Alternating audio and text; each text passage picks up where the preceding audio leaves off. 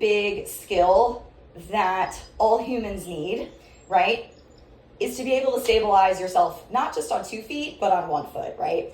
Think about something as walking, right? You are never on 2 feet at once. So, hey, having a little bit more of that single leg strength is probably very important when it comes to, like, again, lower back, hip type stuff. So one thing I like to use is doing something called like a single leg reach. And we're going to use a wall to help you out with this. So think inside hand closest to the wall. We're going to stand on the leg that's closest to the wall.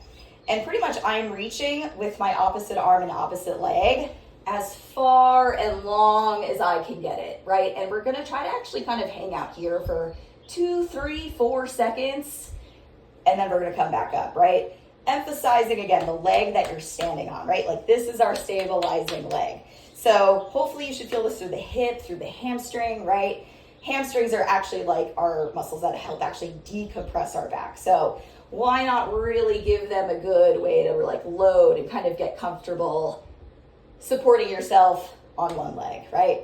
So the biggest cue with this is making sure the opposite leg that's reaching is not rotating outwards. You see that where my foot's kind of pointed outwards, and now I'm just kind of like awkwardly leaning.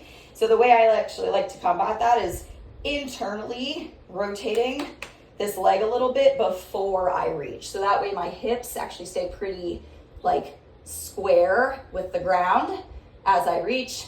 Nice and easy, come back up.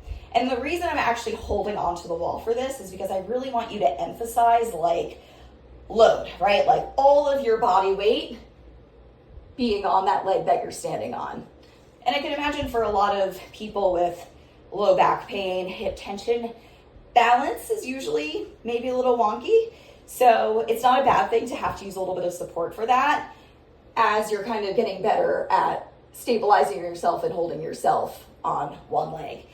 If you start doing that and it's just like too easy, lessen the support with the wall with like fingertips. So going from maybe like a full hand to fingertip pressure. So it's like at least you still have a little bit of that contact with the wall, but it's way less than like your whole hand.